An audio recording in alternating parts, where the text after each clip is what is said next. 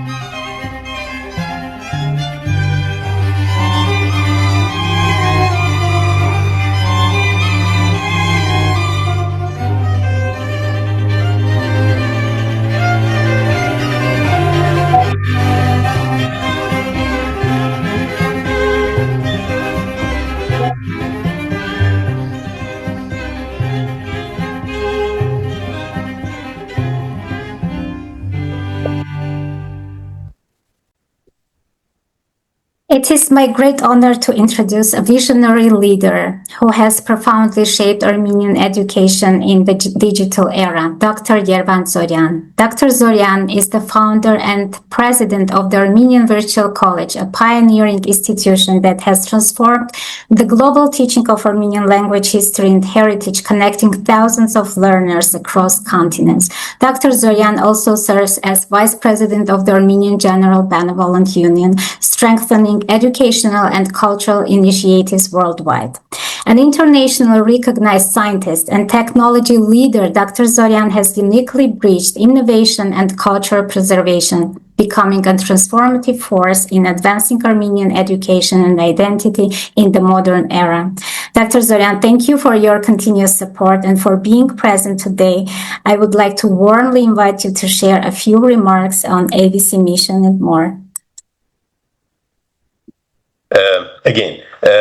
Good morning, good afternoon, good evening to all of you. I'm really pleased to be part of this Armenian Learning Zone episode, a new episode. You saw the series in the video, very impressive. We have done a lot in the past years. I'd like to congratulate our AVC team for doing so. What is done is part of the AGBU tradition. The Armenian Virtual College is an institute that the Armenian General Benevolent Union, AGBU, created it over 15 years ago in order to leverage technology and disseminate Armenian education and culture. As you know, Armenian education and culture are most important pillars of AGBU. Using technology, using e-learning methods in order to disseminate that has been our purpose for quite some time, whether in courses or virtual episodes like this, virtual visits of various places, and doing activities have been part of what we have disseminated all along. What we do here today is we visit one of our cultural pillars.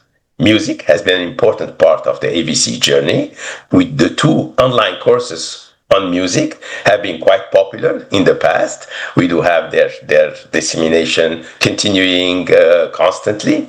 And today we're also promoting Armenian music, disseminating one of the key pillars of Armenian music, Arno Babadjanian. So I'm really very happy that Ms. Nune Melik is with us today and will give us her excellent knowledge in this domain, and we'll be enjoying together a wonderful episode.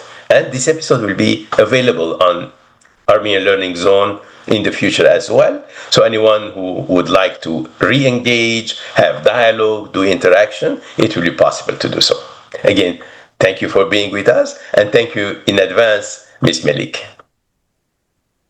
Thank you, Dr. Zoryan, for a warm welcoming. And it's my pleasure to introduce our distinguished guest speaker, finally, Dr. Nune Melikian, an internationally acclaimed violinist, scholar, and cultural advocate whose work bridges performance, research, and Armenian musical heritage. Described by the String magazine as a violinist who has proven the theory of self-actualization, she made her debut at Carnegie Hall's Stern Auditorium with a symphony orchestra, the only Armenian female violinist to achieve this distinction, and has performed at the United Nations, Lincoln Center, and other major international stages. Dr. Melikian earned her doctorate at McGill University with first comprehensive dissertation on Arno Babadjanian, and in 2024 published the first English language biography of the composer, which is available on our ALZ page, bringing his legacy to a global audience. A performer, educator, and culture ambassador, she continues to bridge scholarship and artistry in extraordinary ways. Dr. Melikian, we are truly honored to welcome you today. Thank you for accepting our invitation. Thank you so much. Thank you, all the esteemed colleagues, for... Do you hear me? Yes. Thank you so much for the invitation. It's truly a pleasure to be here. I absolutely love an opportunity to speak about Arno Babadjanian, and especially speaking to my own people. That's always very exciting, because we were just discussing recently that though our culture is very rich and extremely prolific, we oftentimes ourselves need a little bit of encouragement into researching it. I am truly humbled and excited for this upcoming lecture. I am really looking forward into seeing the seeds of this lecture in the future, and perhaps my only wish and hope is to encourage the future generations to dig deeper into our own beautiful culture. I will be sharing my presentations with you. I apologize in advance if I would have to go through my presentation and then to the YouTube links, but that just seems to be the best way to share the music with the good quality. So by now, I should say that this is probably my presentation number 18 or 19. I just came back from actually 2 university residencies. One was in Minneapolis at the Concordia College, and the other one was in Lynn University in Boca Raton in Florida. And I've also had the pleasure to introduce these types of presentations in Armenia in different locations. And I am absolutely impressed and humbled with the response that people give me in regards to this presentation, because I truly feel that Arno Babadjanian's figure is very enigmatic and very appealing to all generations, to all nationalities. And one of the working names of my presentations is Arno Babadjanian, the unsung maestro of Soviet time. We will go just quickly over the... Oops. Okay, great. It's working now. I'm just trying to see if I can take this thing out, but I apologize if not. So Arno Babadjanian was born in 1921, and he led a relatively short life. He died in 1983. And the reason why I called my book in Armenian Beat in Soviet Time is because his lifespan coincided with the Soviets, with the inception of the Soviet Union and the introduction of the Soviet Union into Armenia. So Arno Babadjanian was an Soviet Armenian pianist. He was also a composer, and he was a songwriter. He was born in 1921 in Yerevan into a family that were not musicians, actually, but they really did love the music, and he oftentimes grew up with the music being played in the evenings after work. His parents had a lot of friends, and they oftentimes played some folk music after work hours. So he was growing up in this atmosphere of Armenian folk music, starting from very early age on. He received his early music education in Armenia proper, and then later on he went to Moscow because his ambitions were bigger than Armenia, and he actually got into Moscow Conservatory through some difficulties, which I'll talk to you about just in a second. But his formation years happened in Moscow, in the Soviet Moscow, and he actually stayed there for quite some time. He lived the majority of his life in Moscow, even though he was a frequent visitor to Yerevan. And as of right now, he is mostly known as the best writer of the popular music. It was interesting because the people who were inviting me to Concordia College, they were from the Soviet Union. They weren't Russians, but they were from the Soviet Union. And when I was presenting and telling which songs he wrote, they came to me after the presentation. They're like, we didn't know that these were all songs of Arno Babadjanian. So it would not be an exaggeration to say that even post-Soviet generations, such as our generations, we grew up on the songs that are written by Arno Babadjanian, and they are truly are a heritage not only of Armenia, but also of the Soviets. So in the book, I'm also analyzing the influence of the Soviets, and let's just talk about that briefly. So the Sovietizations of the Republic happened in 1921 after quite a turbulent time for the Armenians. We were in between different yokes and empires dividing our territory. So in 1921, somewhat stabilized event happened. The Soviets took over the control over republics of that region, which included also Azerbaijan, Georgia, Kyrgyzstan, Kazakhstan, and such. So that event itself was not necessarily negative because its inception brought new institutions, openings of new institutions. For example, a folk laboratory after Romanos Medican was opened, and the opera house was opened also during the Soviet time, and that was one of the initiatives of the Soviets. Soviets also encouraged the cultural exchanges, meaning that the composers or the professors or the musicians would come from different republics, stay and have residences. And Armenia definitely benefited from that because by then, Armenia unfortunately didn't have an academic heritage in music. Georgia, for example, in that regard was a little bit more advanced. Georgia actually had an established conservatory, which had Italian professors, and their musical traditions were a little bit more developed. Armenian curriculum definitely benefited from openings of those Soviet institutions.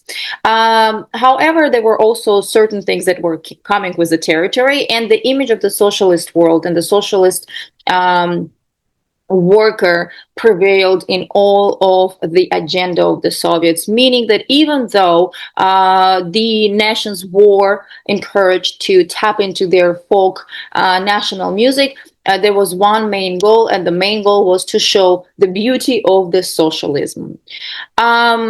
And when it came to control, because Soviets were great at controlling things, they also had their own ways and tools. So, for example, one of them is the Stalin Prize that was established quickly after, and I call it the Soviet Grammys. Stalin Prize served as the encouragement. It was a hefty monetary prize and also union-wide recognition of composers, writers, and so on. So only the works that were really aligned with the agenda of the Soviet government were receiving the Stalin Prize. They also had state-sponsored journals and newspapers such as Melodia and so on. And in those journals and newspapers, oftentimes they were discussing the aesthetics of the Soviet music and the Soviet art overall. And also the inception and the creation of the commissions, composers' unions, for example, the writers' unions, the composers' unions still exist in Armenia. Actually, I know very well the president. I interviewed him for the book. He's a good, friend of mine. So these Soviet institutions are still well and alive even nowadays in the modern time, Armenia and Russia. So we still have the writers' union. And these commissions and unions were made to overview and oversee what were the composers and the art people creating during that time. So oftentimes, if the commission or the composers union were not happy or deemed that this work is not particularly aligned with the socialist image, they could ban it from the performance or broadcast. So one of the main mottos of the Soviets was to encourage the composers and the art workers to create the music, or art that's relates to the folk traditions. So folk music was oftentimes used as an inspiration. Composers were oftentimes encouraged to, or almost forced to, use their folk origins, and folk music nevertheless was still tailored to the state needs and attributes. One of the main mottos of the Soviets was "Да здравствует нерушимая дружба народов СССР."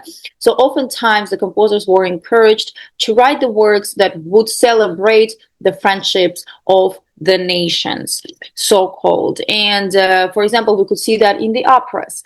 We could see that we would have an interracial couple getting married, or we could hear some works that were written by an Armenian composers but based on Uzbek folk music. So some sort of the cultural exchange, but in the folk paradigm, was very much encouraged and praised. So when we talk about Babadjanian's place in the Soviets, this was actually one of my favorite pictures of Babadjanian, which was taken in Paris. He used to go to Paris a lot for numerous reasons, and I liked this picture so much that I even thought to put it on the cover of my book. But then we came up with another concept. But Babadjanian's place in the Soviets is really truly interesting because Babadjanian was not necessarily your typical Soviet composer, and I think this is what attracts most attention to his works. So Babadjanian was definitely one of the most promising pianists of his time. He was actually a virtuoso pianist, and he was promised to have a tremendous career. Unfortunately, at the age of 32, he was diagnosed with lymphoblastoma, which is a type of cancer that affected his lymphatic nodes, and he was not able to perform on the grand scene. There were also other speculations as of that he was not necessarily given enough support from the Soviets to continue his career. He was not sent to the competitions, which comes as a surprise because his virtuosic and his piano abilities were truly extraordinary for that time and for that period, to the point that one of the best known Soviet legendary pianists, Emil Gilo, says that thank God Babadjanian didn't continue his career. If he would have continued, we would all go jobless. So the fact that Babadjanian was never really given a platform as a virtuoso pianist still stays quite obscure to me and not really explainable. He was mostly known as the best performer of his own works, and shortly after finishing Moscow Conservatory, he was mainly soloing his own works. He was quite prolific in writing the pieces for piano because that's where he felt the most comfortable in. And the only piece that gained him the Stalin Prize of the second degree, it's a very important distinction. It wasn't the Stalin Prize of the first degree, contrary, for example, to Aram Khachaturian, who had 3 Stalin Prizes of the first degree. Babadjanian gained the Stalin Prize for his heroic Herosakan Ballad, heroic ballad, and he was also, considered to be the best performer. So, for your attention, I wanted just to turn on a little bit a piece of that wonderful monumental work, the heroic ballad. Let me try to get the YouTube link for you.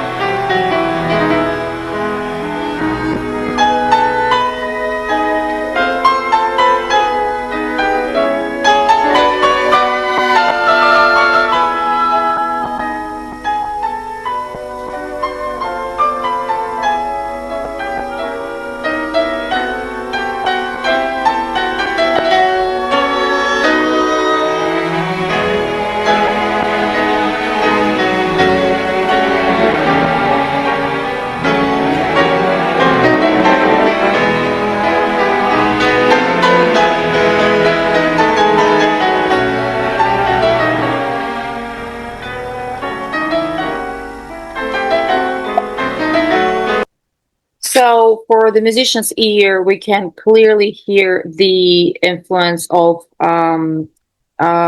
Rachmaninoff, and Rachmaninoff was definitely one of the most favorite composers of Babadjanian. He actually grew up playing Rachmaninoff, and by the recollections of his son, Araik Babadjanian, every morning he would actually start warming up with Rachmaninoffs.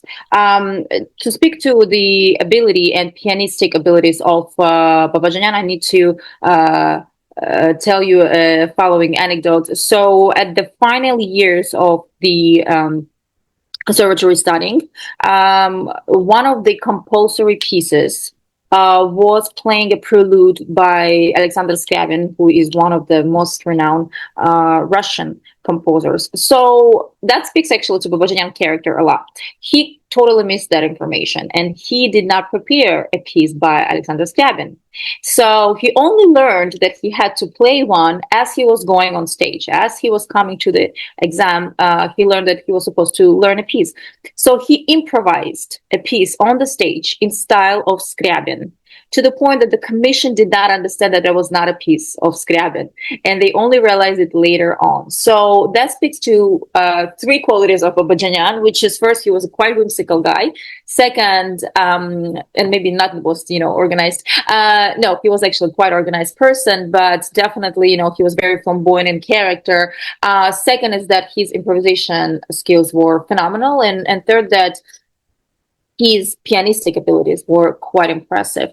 It is actually important to know that this piece was written after the war, after the World War II, and it was dedicated to the war, survivors and to the heroes, and that's why Hero Sakan Ballad, heroic ballad. But also Babadjanian emphasized that he was trying to glorify the memory of the Armenian genocide survivors as well. So he dedicated it also to Armenian genocide survivors. So as I already mentioned, that was probably the piece that gained him the immediate success in the classical academic world of the Soviets and really put him on the map at quite early age. We're just going to see a couple of pictures here. So we see him on the left corner for me. So yours probably is going to be right. On the left corner, we have Vladimir Silantiev, which was one of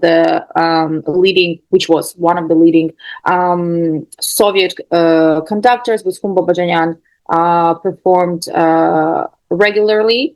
On the right corner, we see Dmitry Shostakovich, and I hope that his name doesn't need any introduction. One of the leading Soviet Russian / Jewish composers whom Babadjanian had a huge respect for. And with Shostakovich, there was an interesting story. In 1958, Babadjanian wrote the violin sonata that was widely criticized by the Composers Union, and there was a conversation and question about not getting it published, not getting it played and performed, because it was accused of being too formalistic and too angular and not Soviet enough. So that exact evening, Babadjanian was absolutely devastated by this news.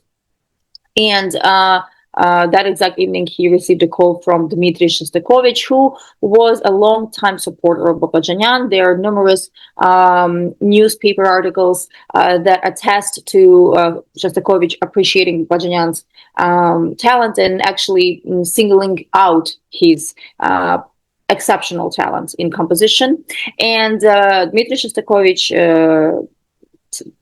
called Babadjanian and said, "Listen, I heard about your sonata. I'm really sorry. If anything, I find it absolutely phenomenal. It's beautiful music." So that exact evening, Babadjanian dedicated. He wrote a dedication to Dmitry Shostakovich, and we have to say, as a person who played it many times, I have to admit that it definitely bears a lot of resemblance with the Shostakovich style, but more in Armenian hue and Armenian colors. But it's a beautiful, wonderful sonata.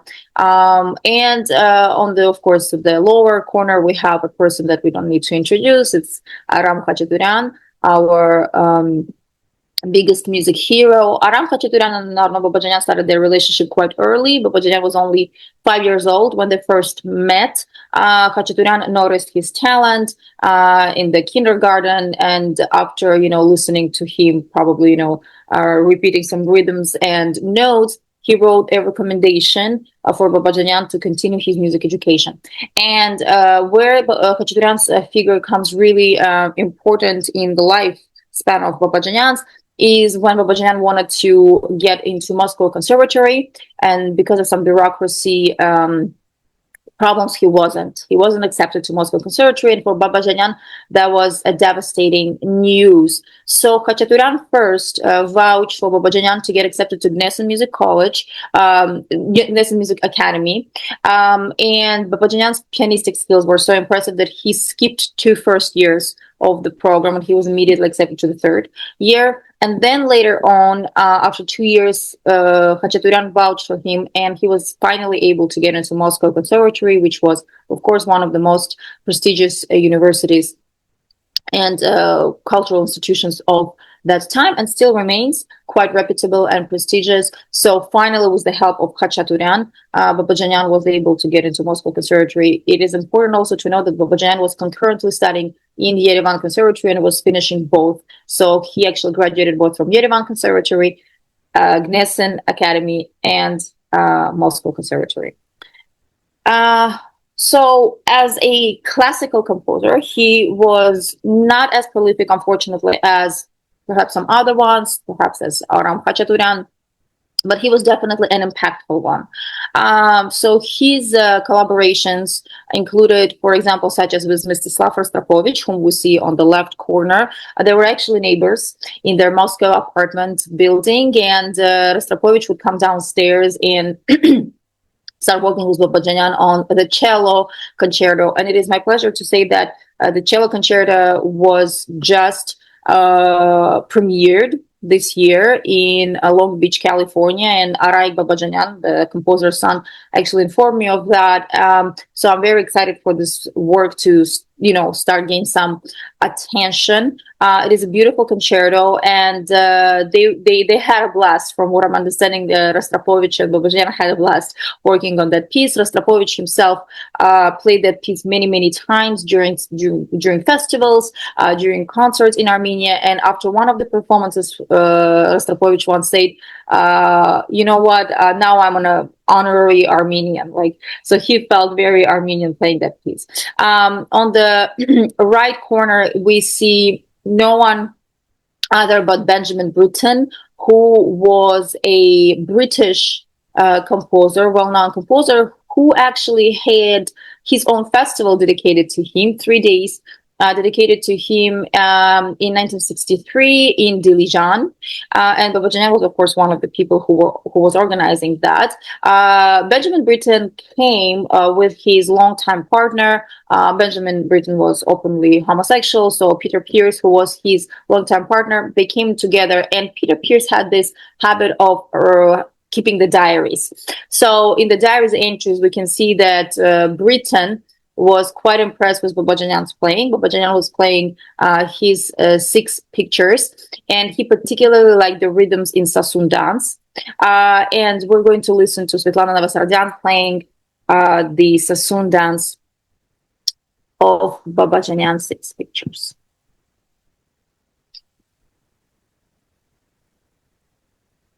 Oh, sorry. Here it comes.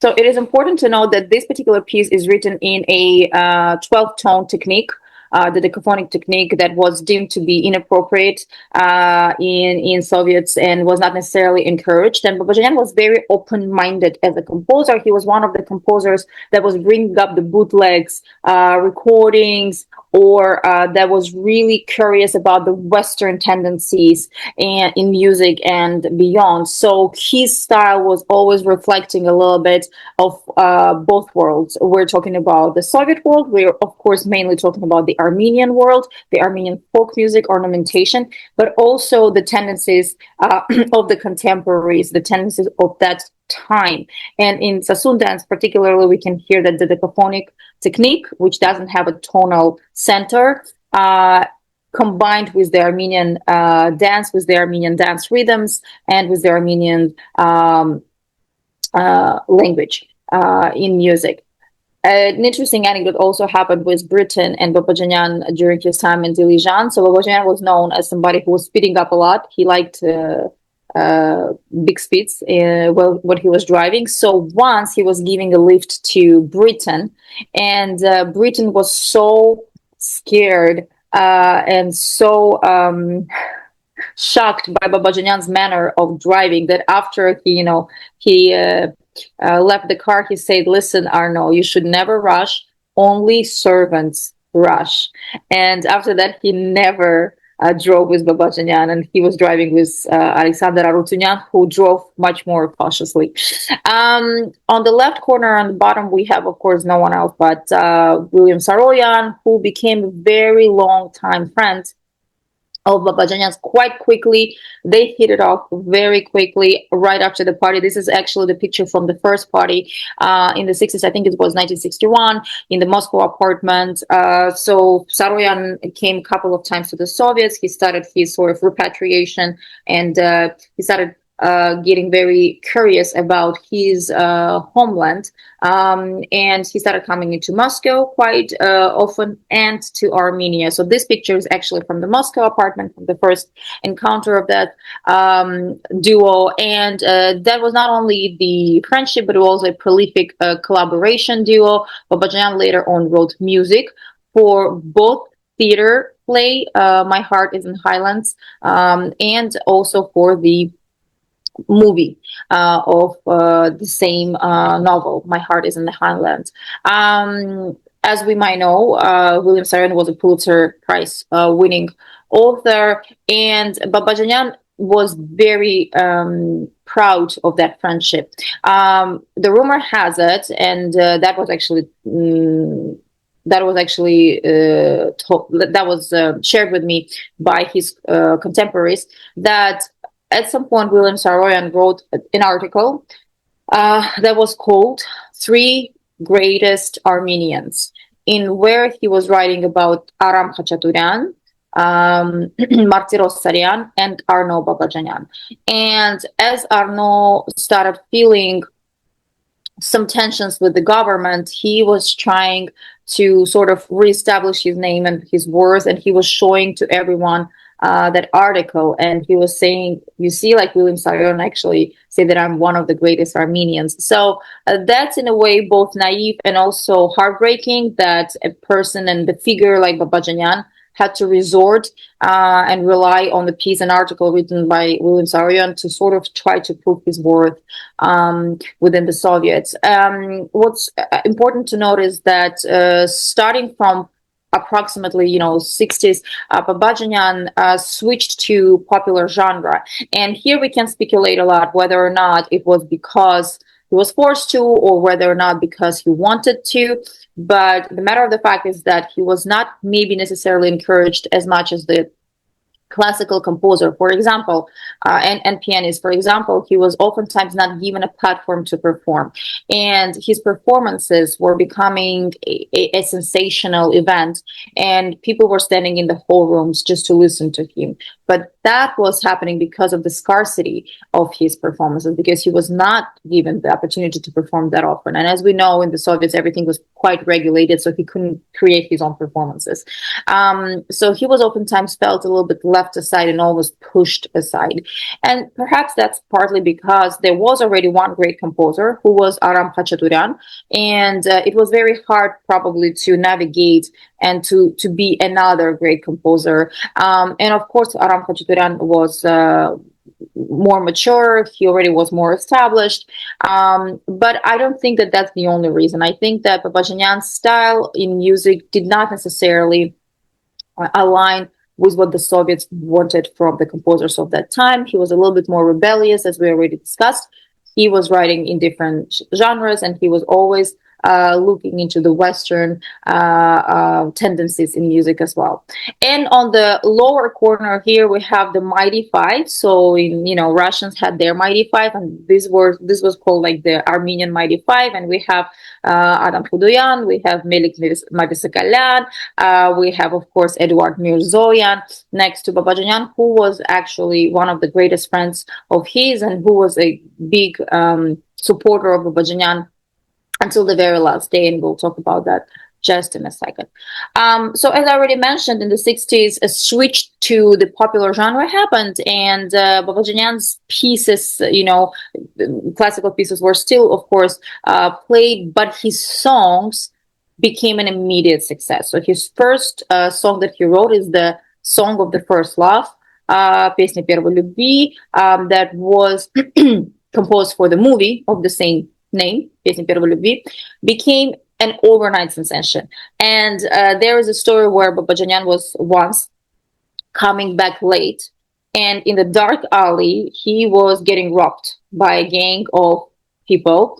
And the gang leader, as they were robbing Babadjanian and taking off his watch, recognized Babadjanian and said, "Are you Arno Babadjanian?" He said, "Yes." He said, "Okay, that's it. Abort the operation." So they gave him everything back. They let him go. And as Babadjanian was walking out, he heard how the gang leader started singing his song. So this is how impactful Babadjanian's art was. I think there was not a single social level of people that didn't know his song, starting from the criminals up to the intelligentsia. People love Babadjanian songs, and again, as I already mentioned, it goes through the generations. I was about 16 years old when I realized that one of the favorite songs that I've ever had, like in my memory, as a kid, "Королева красоты," the Beauty Queen, was written by Babadjanian, and I only learned that from my mother in the kitchen, and I was like, there is no way that Arno Babadjanian wrote this song. So he was extremely prolific in that genre because it literally would take him 5 minutes to write a song. And I think for the grandeur of Babadjanian's talent, writing a song wasn't really a problem. So he would sit at the piano and write a song within 5 minutes.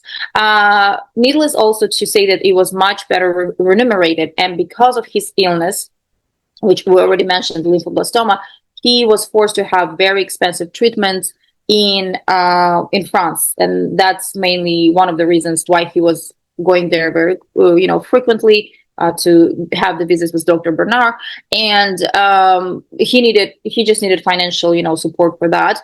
So that's also partly why Babadjanian switched to the popular genre, because unfortunately, that was just better remunerated. So here we see him with different, composers and singers of that time. With the blue corner that we have there, it is actually the trifecta, the perfect trifecta that we had, the perfect trio of Arno Babadjanian, Muslim Magabayev, who was another singer, and Robert Rajdesinski, who was the lyricist, who was the poet. What I feel a little bit, unjustified, is that in the written series about Muslim Magabayev in Azerbaijan, they completely erased the name of Babadjanian from his biography. However, Babadjanian was the main cause of Muslim Magabayev's success. Not to diminish Magabayev's voice, we're actually going to listen to that just in a second, but he was the one who discovered Muslim Magabayev. Muslim Magabayev himself was an opera singer, and it was actually not even Babadjanian, to be precise. It was his wife, Teresa, who discovered Magabayev's voice and who suggested Babadjanian to work with him closely. And when writing my book, I was debating whether or not I should really dedicate, space on paper about Muslim Magamayev, but I think for the historical accuracy, it is very important to say that this was one of the most successful tours, if not the most successful, art tandems. And Muslim Magamayev's role in the success and popularity of the songs is very important. And so, of course, was the Robert Rождественский's poems. It is important to say that actually the music came first. So Babadjanian would first write the piece, write the music, and then Robert Rождественский was writing the words for it. On the left corner, we see here Lucine Tekaryan, a phenomenal, legendary Soviet soprano, with whom, for example, Babadjanian also worked on the vocalise. And just this summer, I was able to record it, and I'm looking forward to perhaps record it and make a violin version of that. So we're going to listen to actually an interesting piece, an interesting song that's called "Лучший город земли," the best city in the world. And it has quite an interesting history. So, as I already mentioned, Babadjanian was quite brave when it came to incorporating different idioms and music languages into his art. So this particular piece is written in the style of American swing. And even though there was already Khrushchev thaw, when Khrushchev, the head of the government at that time, heard this piece on the radio, he got completely scandalized. He said, how come that there is an American type of music celebrating the beauty of Moscow? We need to erase that immediately, and we need to get it off the broadcast immediately. And for 2 years, no one else heard, that piece on the radio until Khrushchev himself was out of the government. And then 2 years later, the song came back. So sort of Babadjanian's music became stronger than the political restrictions. So we're going to listen to the song that's called «Лучший город земли», in interpretation of no one else but Muslim Magamayev.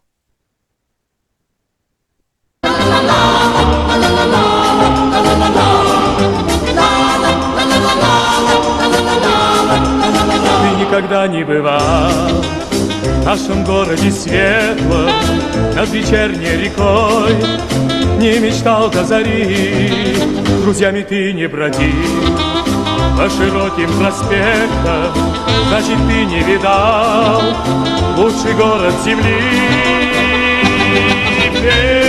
Песня плывет, сердце поет эти слова о тебе, Москва. Ты на Москву приезжай и пройди по Арбату.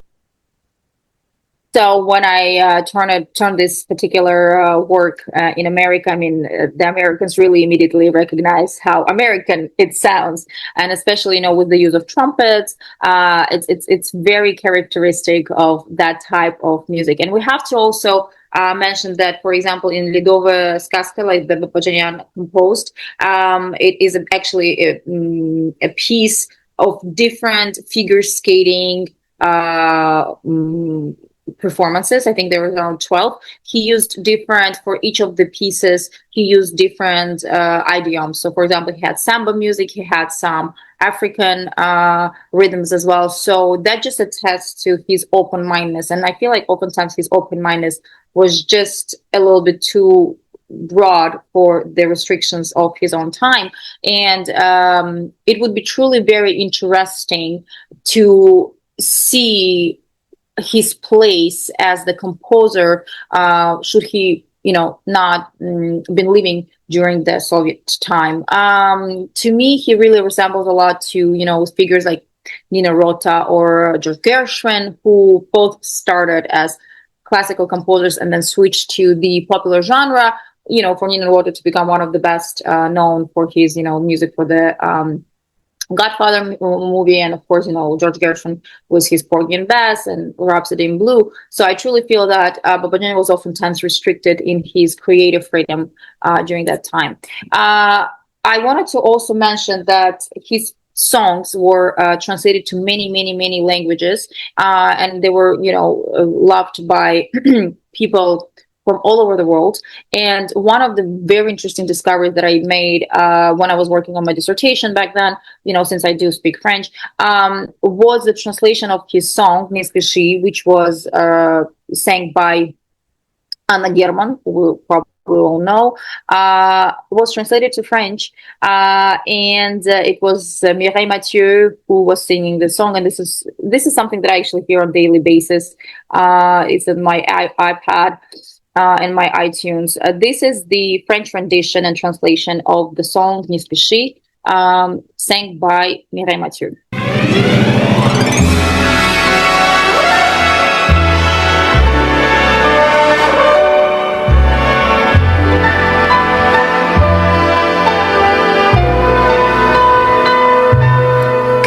Tu vois le ciel tout en gris, quand tu ne fais plus confiance à la vie, quand tu crois que le monde est laid, quand tu es perdu, n'oublie jamais, je suis là pour que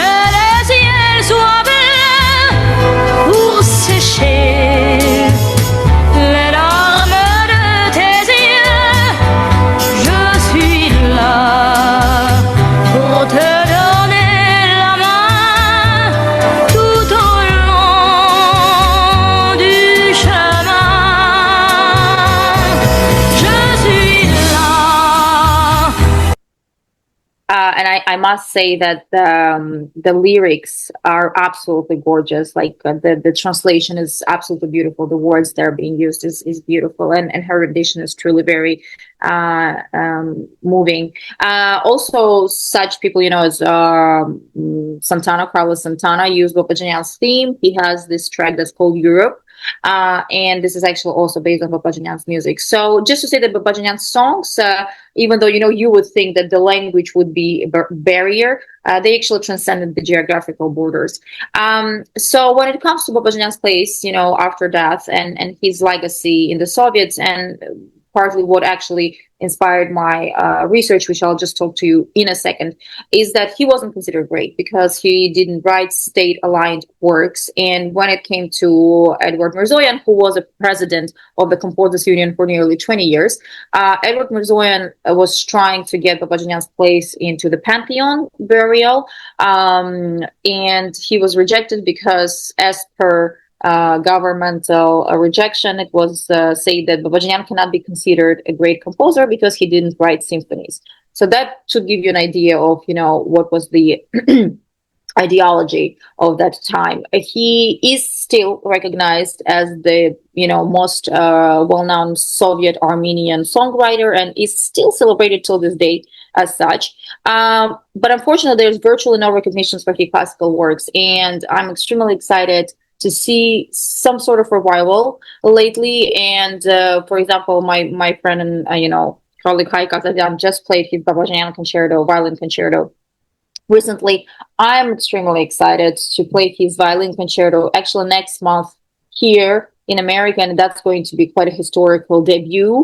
And people slowly but surely, and with some, gentle nudging and pushing from my side, are starting to recognize his music. But when I started my dissertation, for example, I realized that the lacuna of comprehensive materials about him in English, and even in Russian and Armenian, we have, of course, Teragonian's works, Grigoryan's works, of course, and Amantuni's, but the works are just really not necessarily that well compiled. So unfortunately, there's not so many comprehensive materials about him, especially if we talk about English.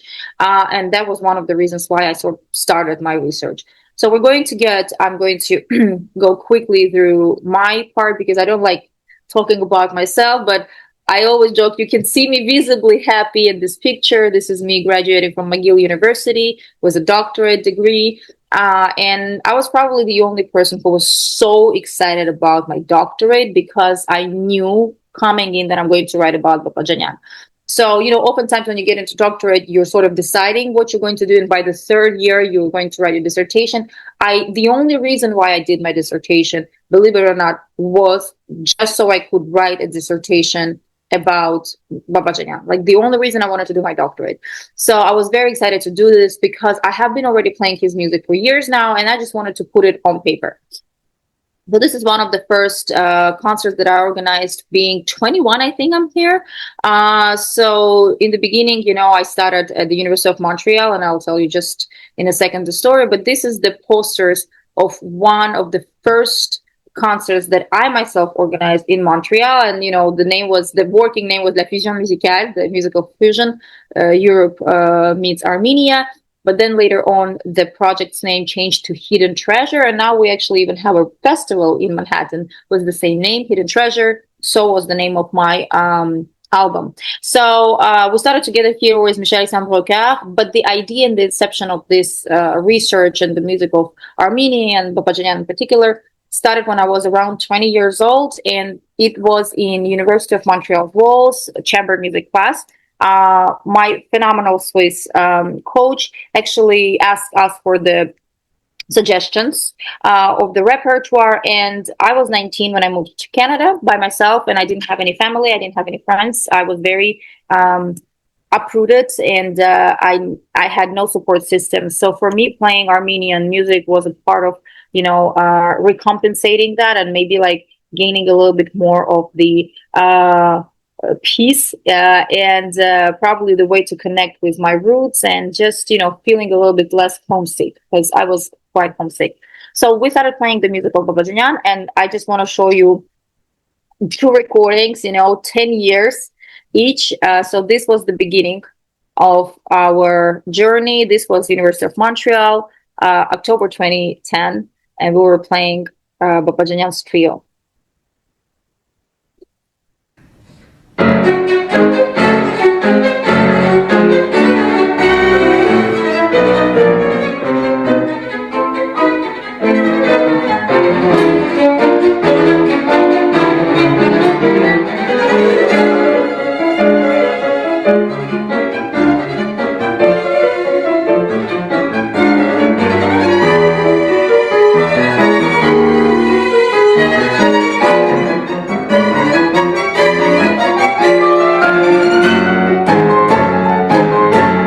So this was a chamber class in University of Montreal, and this was my doctorate recital, where I was finishing the degree in 2019. So almost like 10 years in, 9 years in, a full circle moment.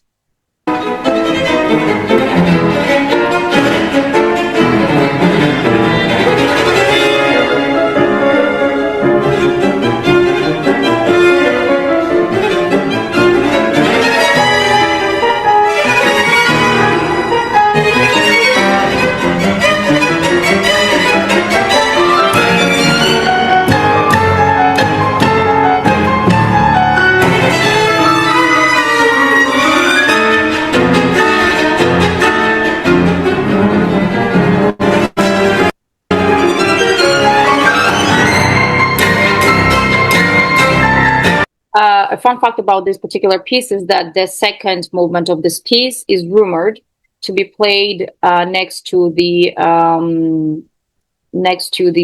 body of Stalin at his burial, because it's one of the most beautiful pieces ever written in the Soviet repertoire. And the rumor has it that they were playing that piece at the Stalin's burial. So coming back to the history, so starting from 2010, it's even like scary to imagine. It's been 16 years now. I started playing Babadjanian's music and lecturing about it. And this is actually the 2018, I think, end of the tour. We had the touring all over Canada. I'm proudly Canadian and American.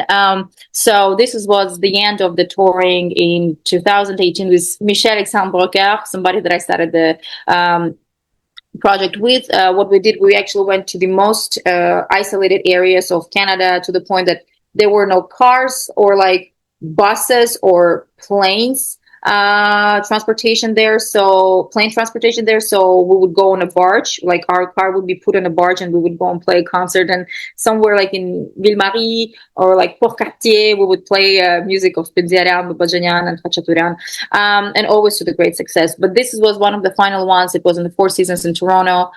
We had a blast. We truly had a blast. And everywhere I would go, I would receive a very warm welcome and feedback of this music. So advocating for Babadjanian became one of my main missions, besides playing concerts and of regular repertoire. So in 2017, I recorded the Hidden Treasure album, which included Babadjanian's music, Babadjanian's violin sonata, the famous one. I also created the first documentary about him in 2018. I've given numerous performances all over the world, numerous lectures about him in different, languages, starting from the elementary schools up to, Stanford University and Harvard and University of Michigan and UCLA and so on. So, of course, I had to defend my dissertation in 2019. And also since 2019, I've been working as a North American representative of the Arno International Foundation, which allowed me the access to certain files that otherwise would have been very hard to find for me. So with the book that came in last year, I'm very proud of it because I truly feel that this is one of the first comprehensive studies about Babadjanian. I made sure to double check, triple check every single fact, especially given how scarcely, things were known or how oftentimes there were contradicting informations. In the book, I'm also, exploring the Soviet paradigm. I'm giving a little brief Armenian history, and I really made sure to include his full list of works at the end of the book. So we have the fullest up-to-date list of works of Babadjanian. I, of course, included the interviews with the contemporaries. And one of the things that I'm really proud about is the pictures that I got on the exclusive license from the Babadjanian Foundation. And they really give you an idea and a glimpse, more intimate glimpse into Babadjanian's life. And as of right now, we're working on the French translation of the book. Actual French translation is made. So we're right now working on getting the book published in French. I wanted to show, this is going to be the last video of this presentation, but I wanted to show you the testimonial of James Dick, a person who actually invited Babadjanian himself and organized his trip to America.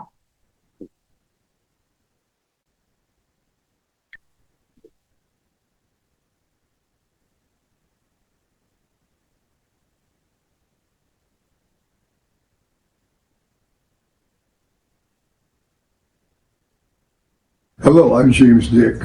It gives me a great pleasure to speak on behalf of the new book by the great Armenian composer and pedagogue and pianist Arno Babadjanian.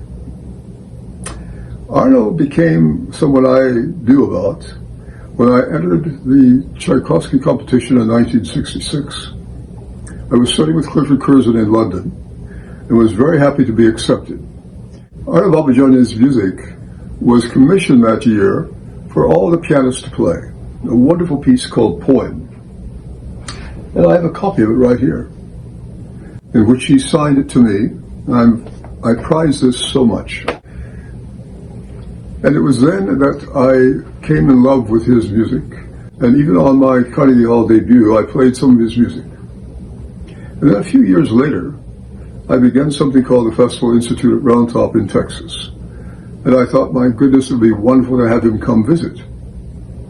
The first invitation, he wasn't able to come, but I kept at it. In the second year, he came and gave wonderful performances, talked with all the students, and made a great friend here in Texas of many, many people. He even sat down at a kitchen table with one of our carpenters and their family. So I think it was an incredible coming together, unexpectedly in some ways. And that all came from that little kernel of music happening in Moscow at the Tchaikovsky competition. It thrills me to know that some years later, here is a wonderful book being published and available to all of us on his music and his life. I applaud it, and I hope you all will come to enjoy it as much as I have. So when it comes to the figure of James Dick, it is really important to say that he was the main orchestrator of Babadjanian's trip to America, and Babadjanian actually became an honorary citizen of both states of Texas and Ohio. And just one last thing to say about this picture is that, of course, we have James Dick here, but next to him is it's a legendary Armenian pianist Lucy Ishkhanyan, who actually was present when I was playing his violin sonata in Carnegie Hall, and she even was so kind to call me and encourage me, but unfortunately we were never able to meet. We were supposed to, and then she passed away. She was the first Armenian graduate of Juilliard, and she was a phenomenal pianist, and she's also happened to be the aunt of System of a Down leader Serge Tankian. So she was sort of chaperoning Babadjanian throughout his trip to America, and everywhere he would go, he was greeted with much warmth and enthusiasm. So, as I already mentioned, my work just continues. I am dedicated to broadening the horizons when it comes to Babadjanian. I am truly humbled by the success and attention that the book so far gained. I'm really looking forward to see what's next. I'm very excited. Right after this presentation, I'm going to go and practice the concerto. I'm very excited for the concerto to be performed. I'm hoping to come with the concerto in 2027 into Armenia as well, and with the book as well. Hopefully, we will see the Armenian translation. The French translation is definitely coming this year. And I really, truly encourage every single person who can contribute into reviving of our culture to do so. So thank you so much for your attention, and I'm welcoming all of your questions. Thank you, Dr. Melikan. That was really very wonderful and interesting session. And we are opening the floor for a few questions from our audience.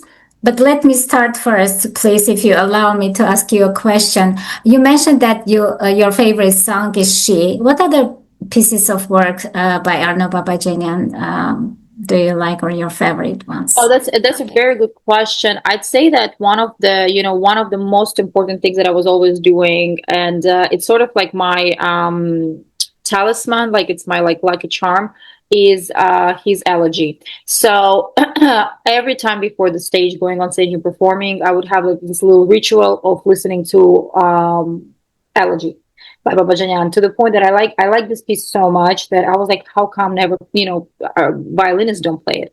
How come we don't have it? So last year, I commissioned 2 years ago, now it's 2 years ago, I commissioned the arrangement of the elegy for violin and piano, and together with Karen Ananyan, we actually recorded it at the Armenian Radio Archive studio, and now I have my own, lucky charm.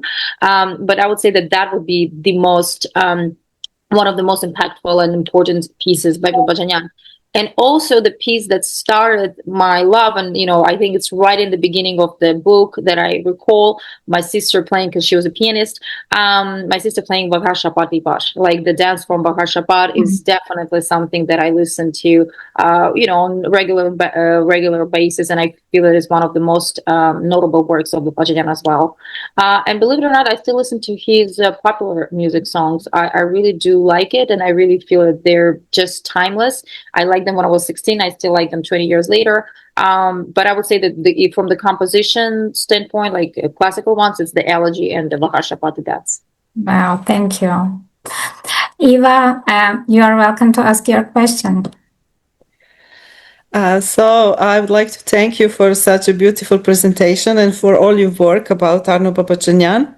I would like to tell you that I'm greeting you all from Croatia. It's Croatia is next to Italy, south of Austria. I know Croatia. I've been to Croatia. Oh, okay, you are welcome to come again. Actually, I fell in love in Armenia, so I'm vice president of Armenian Christian community. I'm a musician. I work on Music Academy in Zagreb, and in the last 2 years I made and prepared a lot of Armenian music, especially at Arno Babadjanian. I played his Nocturne arranged for a piano trio, in Croatia for Genocide Day last year, and I played twice in Armenia and once on Tatev Monastery and in the Museum of Genocide. And we have here the very famous, I can say, the best teacher of piano and the best teacher and pianist. It's Armenian, Ruben Dalibaltayan. A few days ago, his two students won the second prize on the big international Croatian piano competition. And so I can say that Arno Babadjanian's music was totally discovered me such a beauty. And it's actually, he became my favorite composer. And actually, when I was practicing his nocturne, I was really crying, and so I just couldn't wait for your presentation. And until today, we had on Erasmus exchange program, vice rector of Komitas Conservatory, composer Aram Hovhannisyan. And so I told him that I will today be present on your presentation. And so it's such a small world. And sorry for privatizing it all, but I had to share that with you. And I couldn't wait to buy your book. And maybe someday you will come to Croatia and present your book to Croatian. I'll be happy to. Hopefully, yeah, maybe. Thank you so much.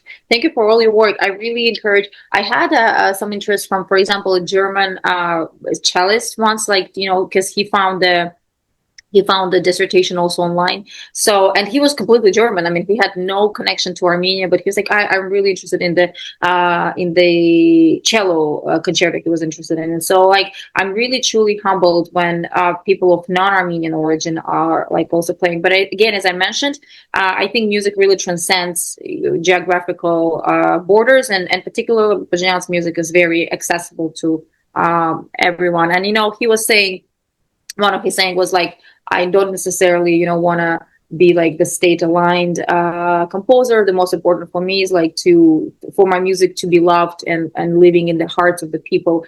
And I truly feel that one he succeeded with. He definitely succeeded with his music being loved by people of different origins. Thank you very much. And Ani, do we have questions? Because I don't see hands, but maybe we have written questions. Yeah, we do some.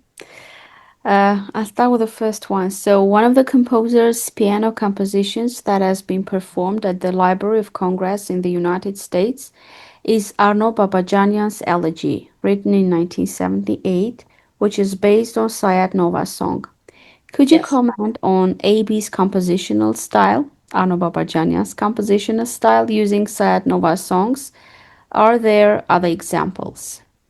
So very good one. So I just didn't want to bore with the details on the elegy, but since I already spoke about the elegy, so we perhaps know or not know that initially Babadjanian just came to Khachaturian's house, and Khachaturian was known by inviting different folk musicians, Mera Shuvnej, like the Ashuk musicians, into his house, and he was oftentimes taking notes in order to get inspiration. And Kani War Yarim, which is the name of the song of Sayat Nova, was one of the most beautiful songs written by Sayat Nova. So when the duduk player started playing that, Khachaturian all of a sudden stopped taking notes and he just listened. He said, I'm not even going to touch this. I got the goosebumps. I'm not even going to touch this piece because it's so perfect. I'm not going to even know it. And then later on, was when Babadjanian learned about Khachaturian's passing, that became his emotional response to to Khachaturian's passing. So actually, it is dedicated to Aram Khachaturian. Elegy is written in memory of Aram Khachaturian because one of the core memories for Babadjanian was that Kani War Yarim as the piece that Khachaturian wouldn't even touch, as perfect as it was. And I feel like he made a tremendous work when it came to arrangement of that piece. Yes, Babadjanian did use the Armenian folk music as the inspiration and definitely used some citations, but not that many of Sayat Nova. And as of the 80s style, I mean, he composed not that much already by then. But the more, what's interesting with Babadjanian is that almost every single piece is very different and really really depicts very well his stylistic graduality. And so towards the 80s, his language became more and more angular, less and less melodic, less and less lavish. Like if we can hear, like in the beginning of the, Armenian, the Herosakan Ballad, if that it's very lavish, there's a lot of passages very romantic in a way that already in Sasunti, in Dance of Sasun, like Sasunti Pash, like we already hear how angular he got. So the more in progressions he went, especially towards the 80s, which again, he almost didn't compose by then. But like if we talk about his quartet, for example, it's very dodecaphonic. It's very minimalistic. I'm actually bracing myself to perform this and premiere this piece here in America because it's quite a language. So I would definitely say that by the 80s, Babadjanian's idioms became very minimalistic and very angular. He still kept that, Armenianness. He still kept that Armenian core, which is quite a challenge given our folk music, which is more, singing. But it became less and less lavish, less and less textural, and more angular. So that's something that I would say about his style, especially his later style. When we talk about the classical works, his compositions in popular music remained intact. Thank you, Annie. And Yeah. more One more questions? question, please. So you describe Babadjanian as living in between two worlds. If you had to define that tension in one sentence, was he more Armenian in spirit or more Soviet in circumstance? Oh, this was this is quite a topic. Yeah.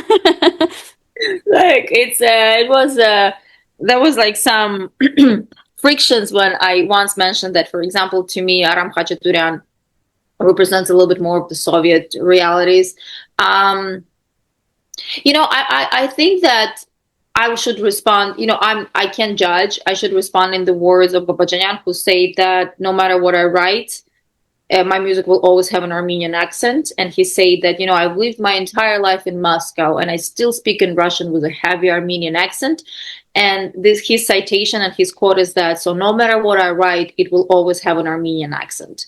So I think because he did not necessarily write the works that were based on other republics' music, he did not necessarily, give in into the big forms. He didn't write cantatas. He did write those types of works. He wrote the March for the, Armenian Police. But I would say that to me, he is Armenian.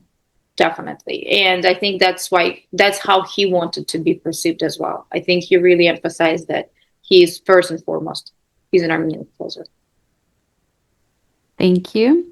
If you don't mind, we have other questions. Okay. So Babadjanian received the Stalin Prize, yet Western scholarship barely mentions it. Do you see this as political discrimination, cultural bias, or something else? I can't believe someone else brought it up. I'm so impressed with it because I always bring it up in my presentations because when I was working on the dissertation, not on the book yet, but on the dissertation, there's this phenomenal researcher, Frolova Walker, and she is she is one of the main leaders in the Soviet music research, and she has a huge book dedicated to the Stalin Prize. I think that this is the thickness of the book, and as much as I tried to find Babadjanian's name, it wasn't there.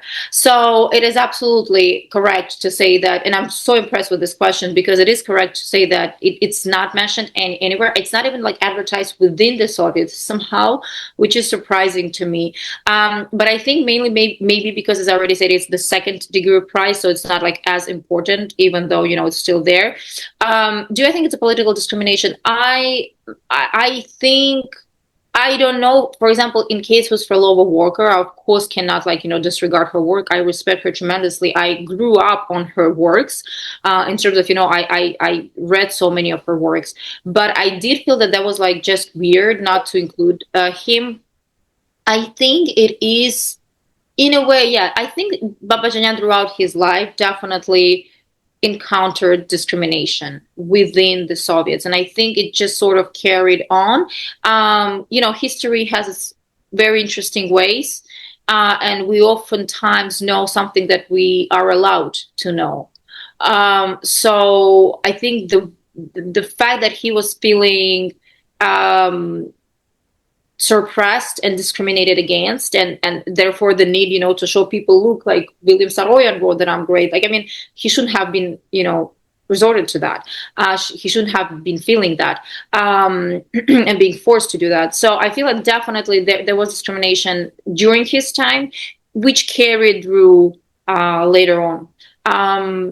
I have no idea why it's not mentioned. In my book, I actually dedicated the whole chapter, a little chapter to that, and I sort of put justice there. I think that discrimination that he encountered during the Soviets just carried on, and this is why Shostakovich is celebrated, and Khachaturian is celebrated, and in a way also Prokofiev. I don't think necessarily he wanted to fight with the Soviets. He was a very non-conflict person. He was not he didn't really want to have any conflict. So I feel like he was just letting certain things go. But I hope I responded to the question. I think it's probably political discrimination, but started much earlier during the Soviets. Okay, thank you very much. And we have a question from Alexei. Yes, Alexei, yeah, we can hear you now. Yes, please. Well, thank you very much. I would like to, can you hear me? Okay. Yes, we can. Oh, okay. Thank you very much for the opportunity to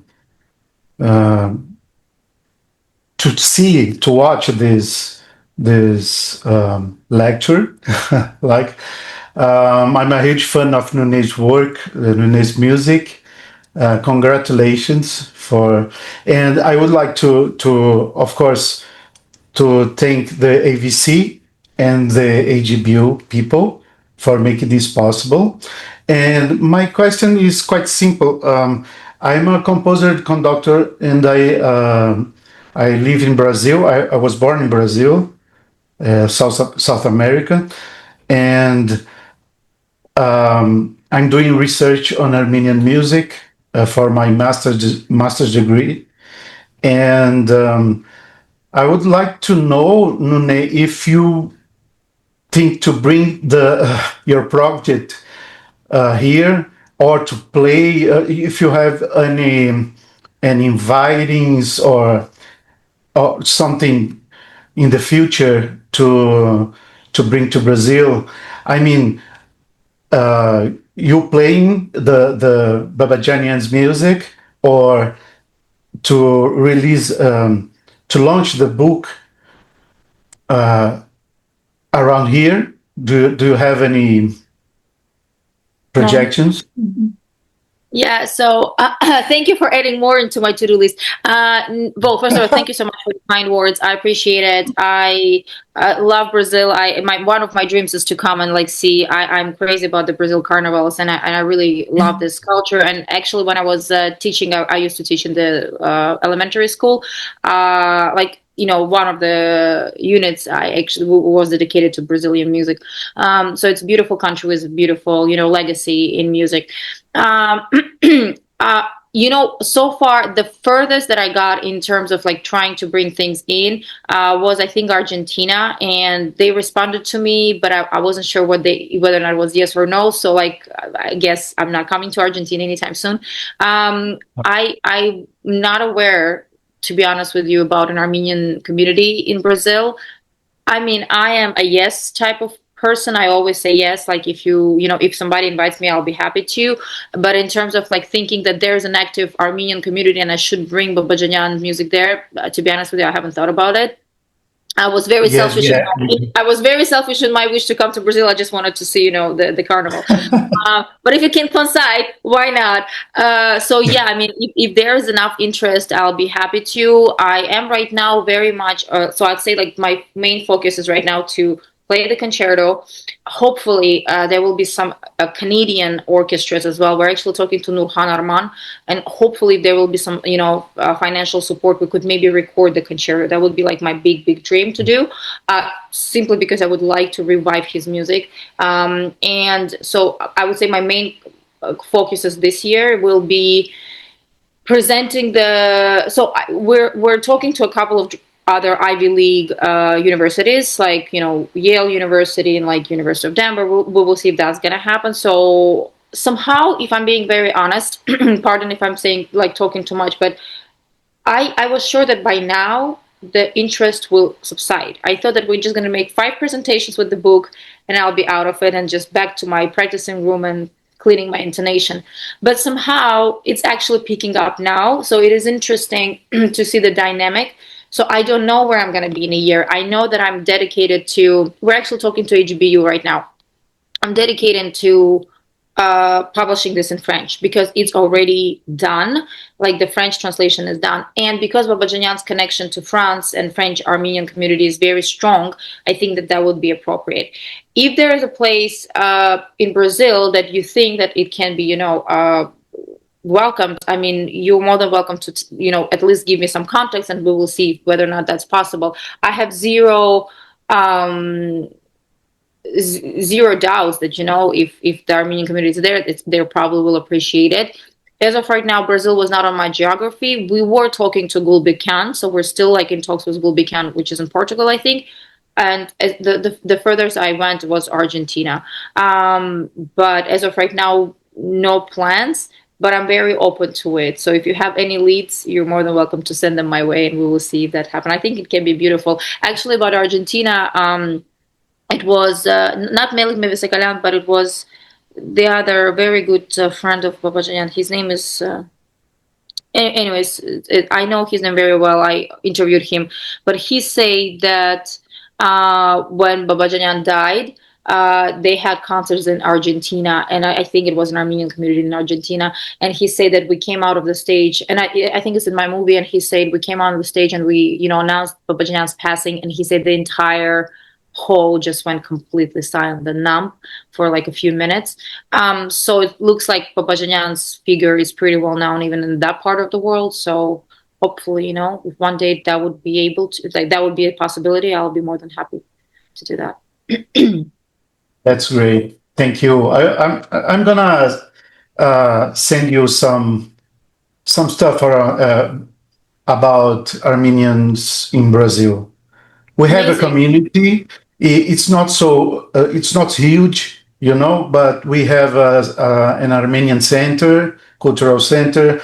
We have a choir. I used to conduct this choir I was its conductor for 13 years actually, but I'm afraid for the next generations, the culture is not having a good future in my opinion around here. You know what I mean. The community is spreading. So maybe that's what we need to change.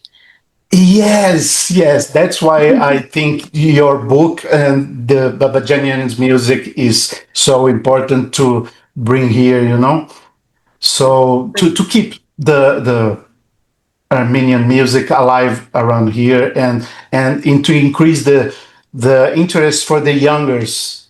That's my main concern, the young people, Armenian descendants, etc. They are not keeping alive the Armenian culture, costume. You know Yeah. what I mean. Yeah. Well, I'll Well, be happy if I can. Yeah. yeah, that's great. Let's see what we can do for this. Okay, thank you very much. Thank you. Thank Thank you, you. Alex. Okay. Are you from São Paulo, Alexei? Yeah. Okay. Thank you. Do we have any more questions, Annie? No. No? No. Thank you. So as we conclude this evening, I would like to warmly thank Dr. Nune Melikian for her insightful and inspiring presentation. Yes, Nune. I'm so sorry. I think there's somebody else. I don't want somebody to leave I know we're like maybe out of time, but somebody else Yes, raised sure. hand. I would feel bad if Perfect. Yes, Florence. Well, hello, good afternoon to everyone. I'm from Argentina instead of Córdoba. I was listening, but I was busy with some stuff, but I was listening and watching. Well, excuse me, my English is a little wasted, but I wish to thank you to introduce this music because I didn't know him.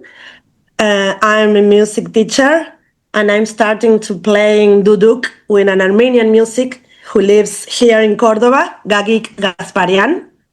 But well, I play a duduk like a soprano flute. Very well, simple songs, very introducing in the at the instrument. Is it right? Excuse me. But I didn't know about this music. I was listening a lot. Gomidas Bardapet, Gurdjieff. I'm very interesting. I studied an Armenian course in the AVC from History of Music, Armenian music, level 1 and 2, and I enjoyed so much. And well, I'm still following these seminars or courses or little or big moments to introduce Armenian music, history, Armenian history. Well, my grandfather was born in Adana and he died when I was 13, and he always talked about us, about his beloved Armenian that didn't exist anymore instead. And well, I feel like I'm connected to my ancient roots instead or across the music. So I'm very pleasant and I'm thank you about it. Thank you. I just want to say one very short story and we'll probably end here. But when I was in UCLA, and I hope I have a permission to share this story, but it's a very beautiful story. So what were you saying? Yeah, sure. It's interesting to know all these stories that happened to you. Yeah, but it's just about the roots. It's phenomenal. I mean, you're prepared to be amazed. So I was in UCLA just in November, and also, was the lecture, was the book, and so the head of the UCLA music program, told me the following story. So they have the Armenian music club there, where they come and learn different instruments, shvi. I don't know, like the whole, like they have all types of like folk instruments, like kanun. So there comes a Malaysian kid, a math major, and he just walks into one day and says, "Hey, like, what is this about?" And she's like, "Oh, this is Armenian club. Why don't you?" And he's like, "Yeah, I would like to learn. Why don't I learn like an instrument?" So he starts playing shvi, absolutely unrelated to Armenians. He starts making progress, and then he goes back to Malaysia, I think, like, end of semester, maybe Christmas time, what's not. And in the conversation, he mentions to his father that, like, I got into this Armenian gig, I'm playing Armenian folk instrument, to which his father says that his great-grandmother was Armenian, who escaped the genocide and came to Malaysia. And I mean, that was like, and so somehow, I always get so emotional when I tell the story, but somehow, like generations through, he felt that need to come back to his own roots. He had no idea himself that he was Armenian. He was Malaysian. He looks Malaysian, he speaks Malay, like he is completely, a Malaysian citizen and a person. So just to say that sometimes we have absolutely unknown things to us and the DNA and the culture just within us. So yeah, he's now like, he knows that he's a descendant of Armenian genocide survivor. And he actually plays Shri very impressively. Like he's phenomenal Shri player, math major Malaysian guy. So just to say that music really has a beautiful way of reconnecting you to your roots. So I feel that that's just a very exemplary story. I would like to actually thank you all for such a wonderful opportunity, and I applaud actually the fact that so many people from different countries are here. I think that truly speaks to the success of the virtual college, Armenian virtual college. The fact that it's not only Armenians here, but from other countries, that's truly beautiful. From my side, I should say that's a very beautiful thing to see for our culture. Thank you, dear Nune, everyone. So you see, today we didn't simply revisit the legacy of Arno Babadjanian. We reflected on how music carries memory, identity, and resilience across generations. His voice continues to resonate because culture lives through those who study it, perform, and share it. So this is the heart of the mission of the Armenian Virtual College, as you mentioned, to keep Armenian heritage active, accessible, and globally connected. This recording, the recording of this session, along with the book of Dr. Melikian and other materials, interviews, and videos related to the legacy of Arno Babadjanian, as well as more than 60 engaging webinars on diverse cultural, historical, and artistic topics are available on our on AVC Learning Zone platform. So we encourage you to explore them and continue this journey with us. Please follow AVC to stay informed about the upcoming programs and initiatives. I would also like to thank our audience for your thoughtful presence, engagement, and beautiful questions. Your participation turns the webinar into community. So thank you so much and good night. And let the music continue beyond the screen. Thank you. Thank you all. Bye.